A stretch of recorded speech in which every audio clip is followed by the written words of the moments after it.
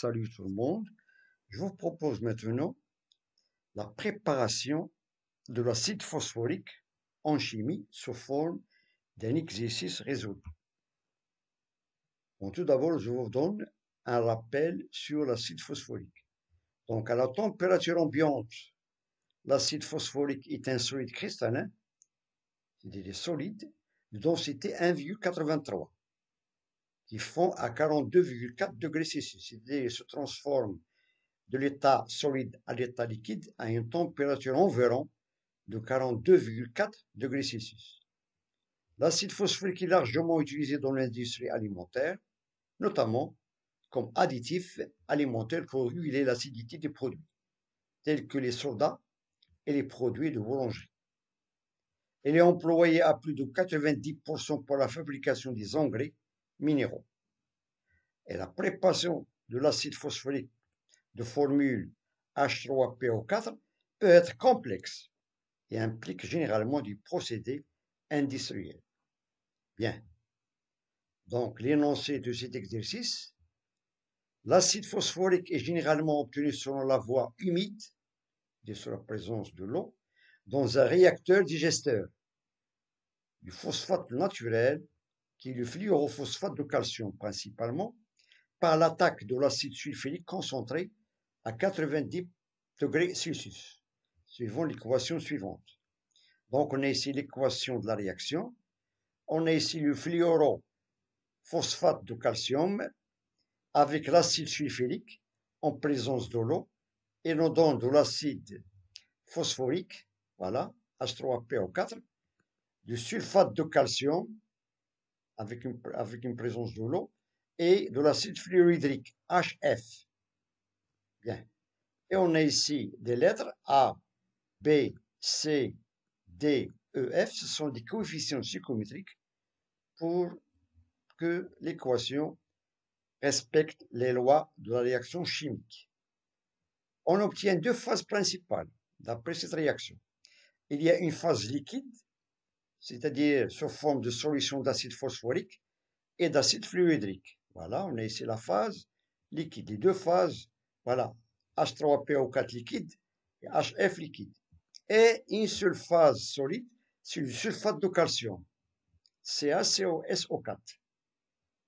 La première question de cet exercice, déterminer les coefficients psychométriques A, B, C, D, E, F pour que cette réaction, ou bien cette équation globale, doit être équilibrée.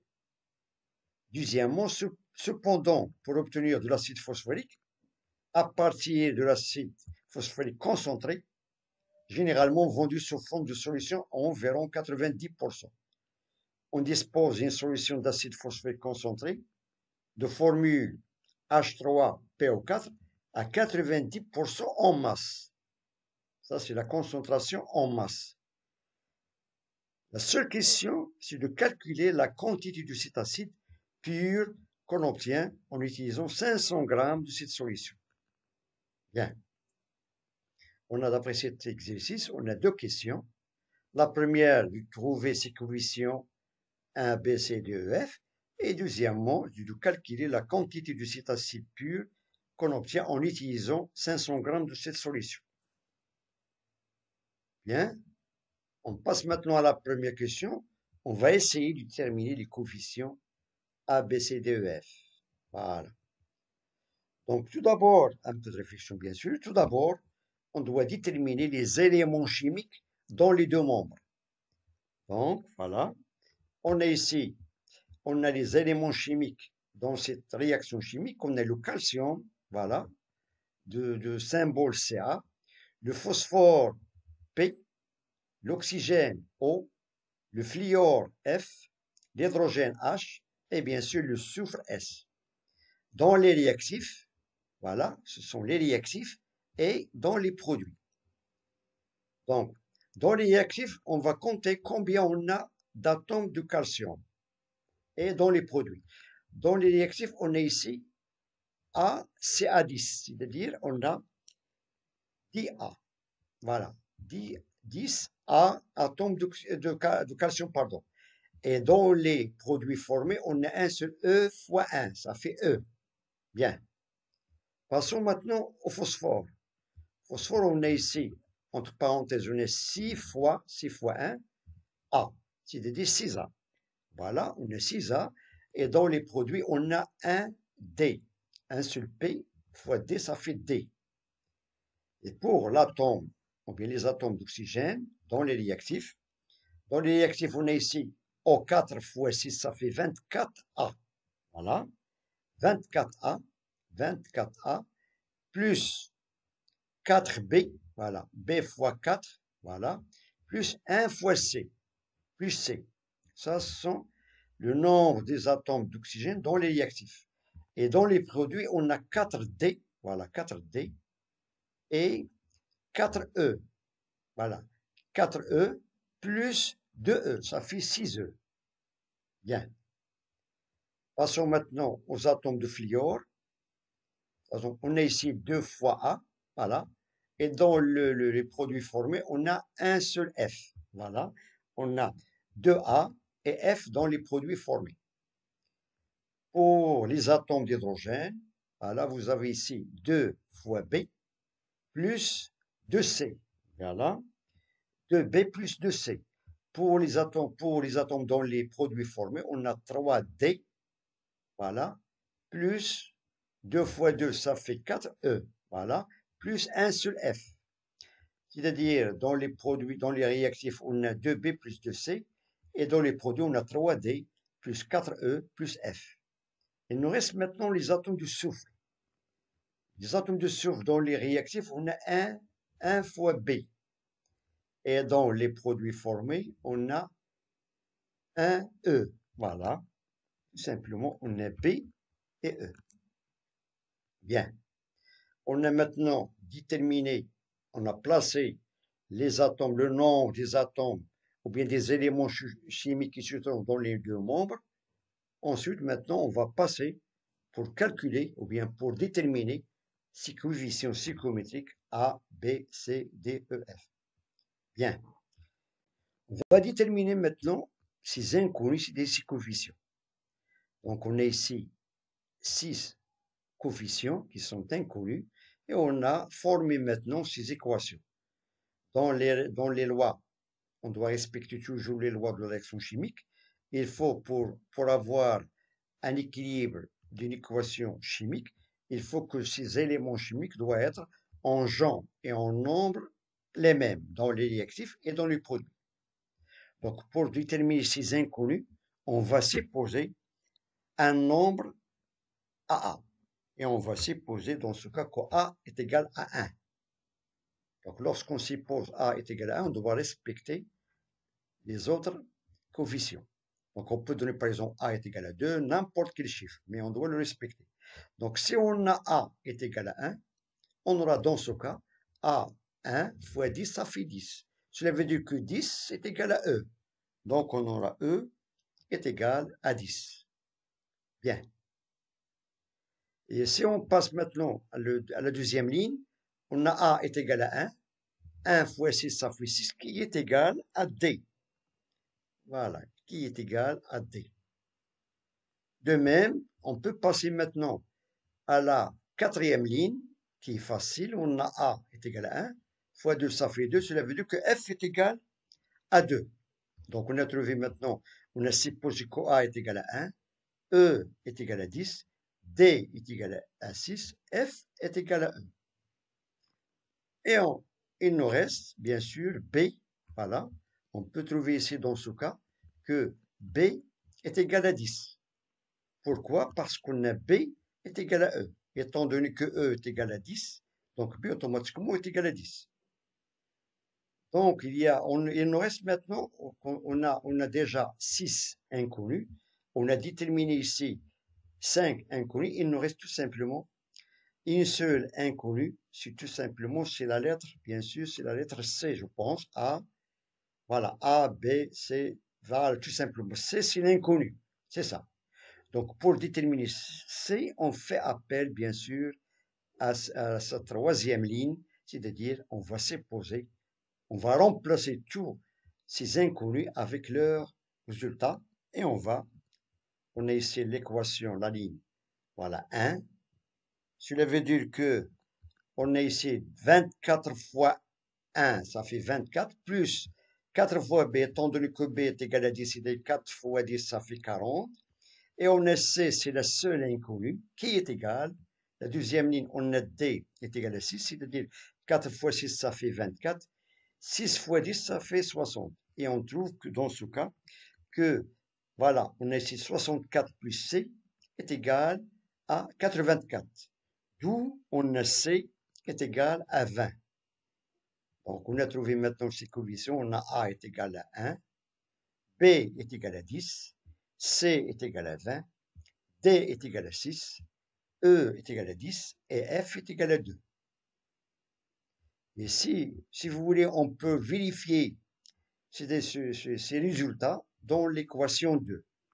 Voilà, vérifions maintenant dans 2 et on a ici b, sachant que b est égal à 10, ça fait 2 fois 10, ça fait 20, plus, voilà, plus 2 fois c, étant donné que c est égal à 20, c'est-à-dire 40, qui est égal, voilà, 3d, d est égal à 6, 3 fois d, ça fait, 3 fois 6, ça fait 18, 4 fois e, e est égal à 10, ça fait 40, et f est égal à 2.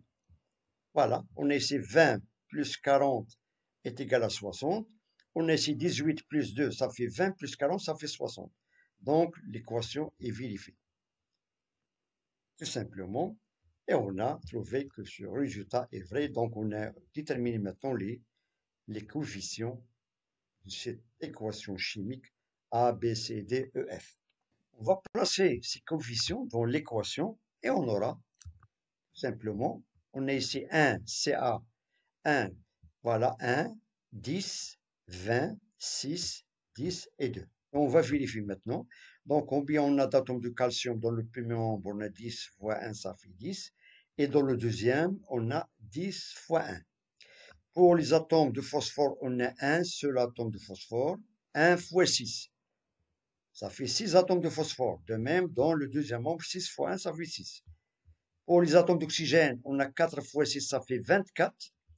Plus 10 fois 4, ça fait 40, plus 24, ça fait 64.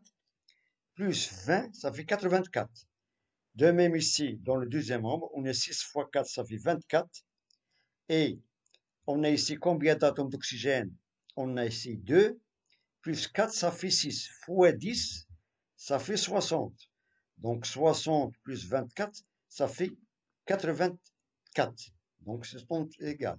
De même pour les atomes, voilà, pour les atomes d'hydrogène, on a ici 10 fois 2, pardon, pour les atomes de fluor, pardon, on a ici 2 atomes de fluor. La même chose pour le deuxième membre, 2 atomes de fluor. Pour les atomes d'hydrogène, on a 10 fois 2, ça fait 20, plus 20 fois 2, ça fait 40. 40 plus 20, ça fait 60. De même pour le deuxième membre, on a 6 fois 3, 18, plus on a ici 4 fois 10, ça fait 40. Plus 18, ça fait 58, plus 2, ça fait 60. Et pour le soufre, 10, de même, on a ici 10. Pour on a déjà fait l'oxygène, tout simplement. Donc, on a constaté que l'équation est équilibrée. Ce sont les coefficients psychométriques qu'on a trouvés. A, B, C, D, E, F. Bien. On passe maintenant à la question suivante. Question 2. On dispose d'une solution d'acide phosphorique concentré, H3PO4, à 90%. En masse, calcule la quantité de cet acide pur que l'on obtient en utilisant 500 g de cette solution. Donc, une solution d'acide concentré se caractérise par la concentration en pourcentage en masse. Cela signifie que dans 100 g de solution, il y a 90 g d'acide phosphorique. Si on a par exemple une autre solution d'acide phosphorique concentrée, par exemple, à 80% en masse, cela veut dire que dans 100 g de la solution, il y a 80 g d'acide phosphorique pur, tout simplement. Donc, il nous demande maintenant de calculer la quantité de cet acide pur que l'on obtient on utilise 500 g de solution. Donc, on fait appel, bien sûr, à une règle de 3. Bien. Donc, dans 100 grammes de la solution, il y a 90 grammes d'acide phosphorique pur H3PO4. Si on prend par exemple 500 grammes de la solution, voilà, on procède à la règle suivante. Donc 100 grammes de la solution, il y a 90 grammes de H3PO4. Si on a 500 grammes, il y a une certaine masse qui est inconnue, H3PO4. Donc on va calculer cette masse ou bien cette quantité d'acide pur qui se trouve dans ces 500 grammes de la solution. Et on tire M. M de H3PO4 est égal à 500 fois 90 divisé par 100, qui est égal à 450 grammes. Cela veut dire dans 500 grammes de la solution, de cette solution d'acide phosphorique, il y a 450 grammes d'acide pur. Voilà. C'est-à-dire, dans 500 grammes de la solution, il y a 450 grammes d'acide phosphorique qui est H3PO4, qui est pur, tout simplement. Bien. Donc, je vous remercie de votre attention. Bon courage et à très bientôt.